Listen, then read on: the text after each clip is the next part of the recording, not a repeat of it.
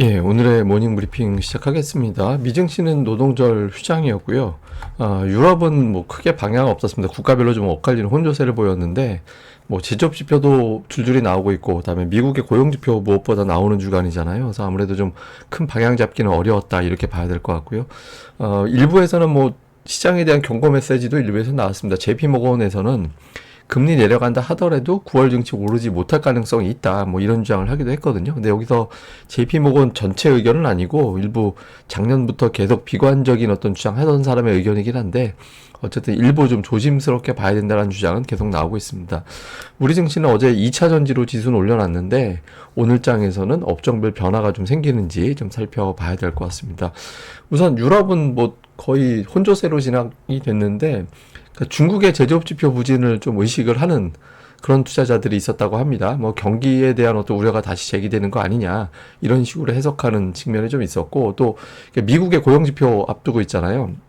지금은 뭐 0.25%포인트 금리 인하할 것을 유력하게 보는데 고용에 따라서 0.5%포인트 인하에 대한 어떤 기대 또는 전망이 부각될 수도 있다. 일단 이거 보고 나서 판단해보자. 이런 분위기가 좀 있었고, 최근에 약간 부정적인 어떤 주장들도 여기저기서 나오고 있거든요. 그러니까 JP모건의 한 분석가는, 금리 인하한다 하더라도, 뭐 대선이라든가 성장 둔화라든가 이런 우려감 때문에 시장이 좀 둔화될 수 있다. 근데 이게 작년부터 계속 부정적인 어떤 주장하던 인물이긴 하거든요. 근데 어쨌든 그런 어떤 분석들이 나오고 있고, 뭐 여기저기서 이제 고용지표 보고 나서 판단을 해야 될 것 같다라는 주장이 있습니다. 근데 어쨌든 유럽도 마찬가지입니다만 이제 9월에 시장이 좀 안 좋았던 기억이 많이 있다 보니까 투자자들이 첫날 과감하게 좀 푸시하지는 못하는 그런 움직임들이 좀 관찰이 되고 있습니다. 근데 유럽도 보면 최근 5년 동안에 주식시장의 어떤 변동성 이거 보면 특히 이제 9월이 유난하게 좀 약한 그런 경향이 있었거든요. 근데 유럽은 뭐 미국에 비하면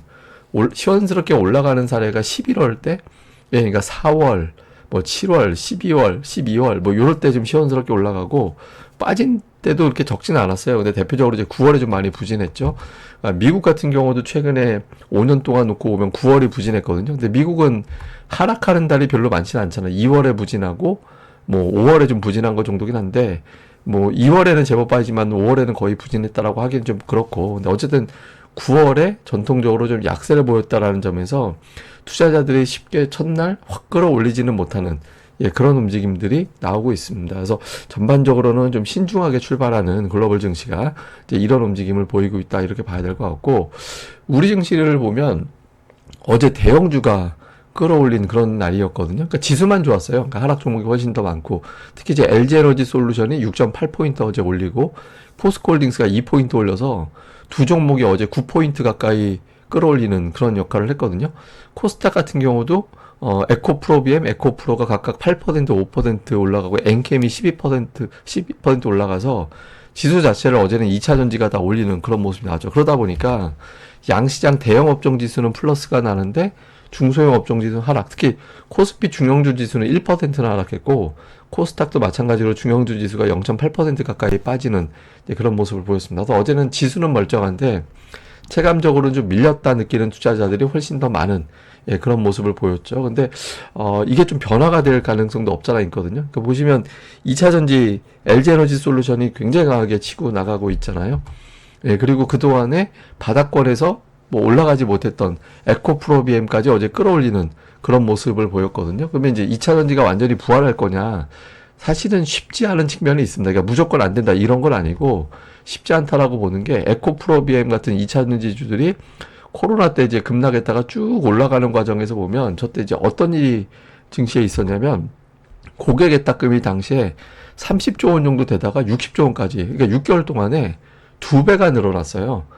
주식시장에 30조 원이 들어왔는데 저게 30조 원 들어온 게 다가 아니라 개인 투자자들이 순매수를 하면서 저게 30조 원이 예탁금이 증가된 거니까 실질 예탁금은 더 엄청나게 돈이 들어왔거든요.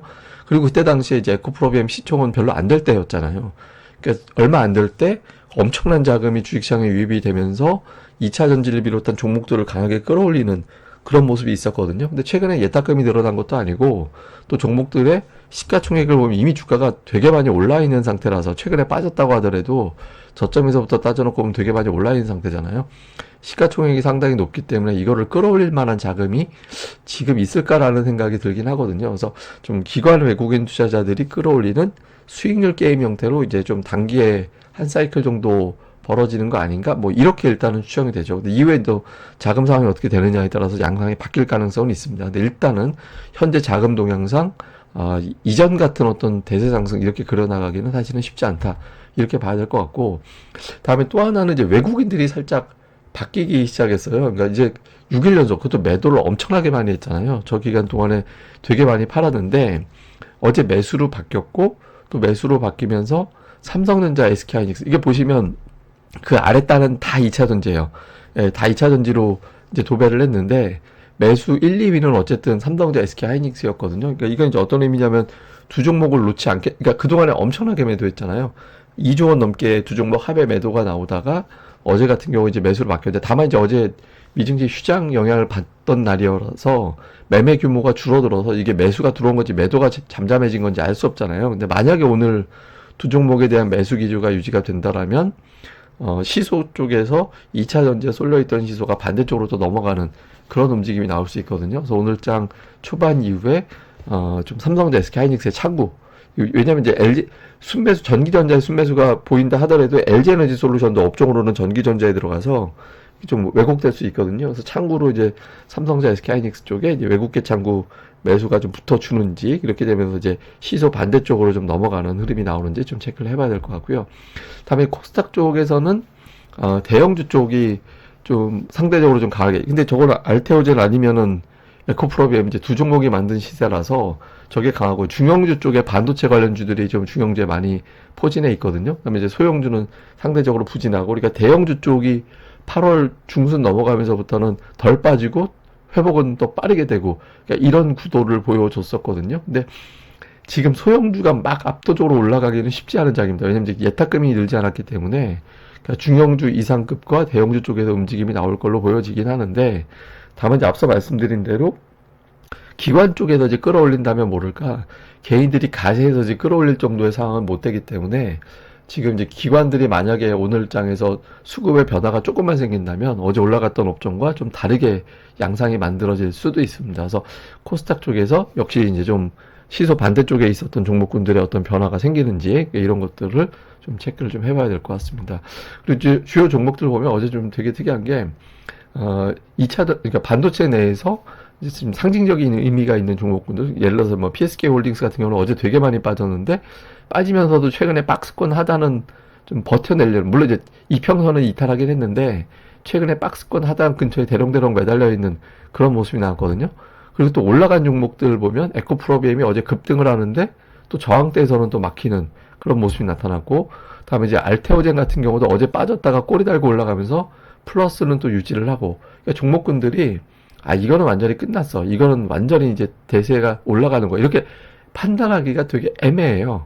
그러니까 반도체도 그렇고 2차전지도 그렇고 이제 제약도 그렇고. 근데 이게 초반 흐름이 이제 그대로 고정이 될 수도 있는 거고, 첫날 반짝 주고 저걸로 이제 시세 끝나고 다음 타임으로 이제 완전히 또 새로운 종목이 세팅돼서 한동안 한 뭐 몇 주라도 좀 올라가는 그런 사이클이 걸릴 수도 있거든요. 근데 어제가 이제 외국인 참여가 덜 나온 날이었기 때문에 오늘부터 외국인들이 참여가 활발해진 날 어떤 변화가 생길 가능성이 있습니다. 그래서 오늘 그대로 쭉 2차전지 쭉 가는지, 아니면 이제 뭐 제약바이오나 뭐 반도체라든가 뭐 이런 쪽으로 또 이제 자금이 저쪽으로 넘어가서 이제 안 올랐으니까 안 오른 거 좀 체크해서 가자, 이런 쪽으로 좀 변화가 생기는지, 이것도 제가 보기에는 한 몇 주 정도는 좀 의미 있는 어떤 반등 사이클에 걸리는 종목군들이 좀 나올 것 같거든요. 그래서 그런 것들이 어떤 업종, 제가 이제 대표적인 거 시가총액 상단만 보여드린 거고, 이거 이외에 이제 뭐 게임도 있고 뭐 엔터도 있고 있을 수 있잖아요. 그래서 업종별 수급 변화를 좀 집중적으로 살펴보는 게 중요할 것 같습니다.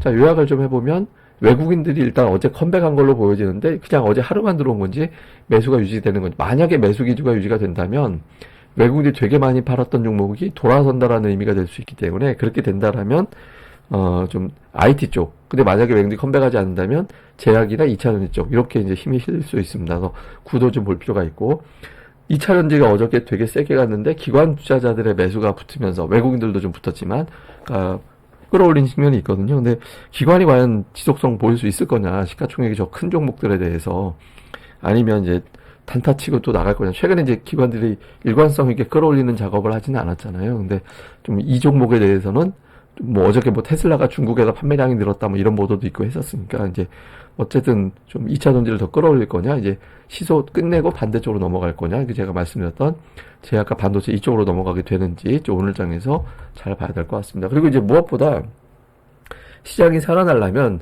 대형주 시소만 가지고 되진 않고 어제보다 상승 종목수가 늘어나는 그런 모습들이 나타나야 되거든요. 근데 이게 어떤 의미냐면 외국인 기관 외에 매수하는 주체가 도무지 없다라는 게 될 수도 있어서 지금 같은 구도에서는 상승 종목이 늘어나는 게 사실은 쉽진 않아요. 근데 이제 그런데 중형주 정도까지만 몇몇 종목군들의 이제 매수세가 붙어주기 시작하면 상승 종목 늘어나면서 최근에 눌렀던 종목 쪽으로 강하게 움직임이 나올 수 있거든요. 그래서 어저께 한 2대3 비율로 하락 종목이 더 많았는데, 그러니까 이런 구도에 좀 변화가 생기는지 이것도 좀 잘 봐야 될 것 같습니다. 근데 이제 기본적으로 고객의 탁금이 늘어나질 않았잖아요. 뭐 최근에 이제 오히려 좀 흘러내리는 그런 모습이 나왔죠. 근데 이게 연초 1월 20일 정도부터 이후부터 따져본 건데, 그때 이후에 따져놓고 개인들이 양시장에서 12조 원을 팔았거든요.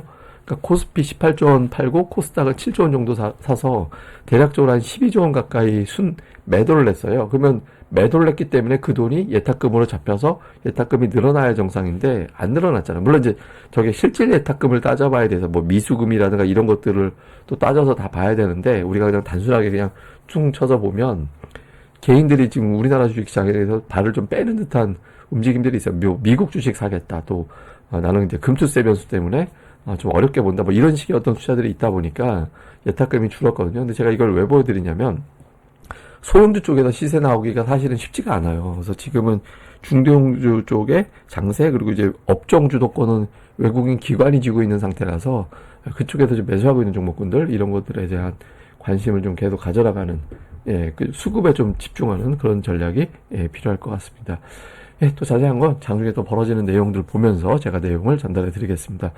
오늘 하루 또 잘 보내시고요. 저는 다음에 뵙겠습니다. 이 방송 구독하기와 좋아요 꼭 부탁드립니다. 감사합니다.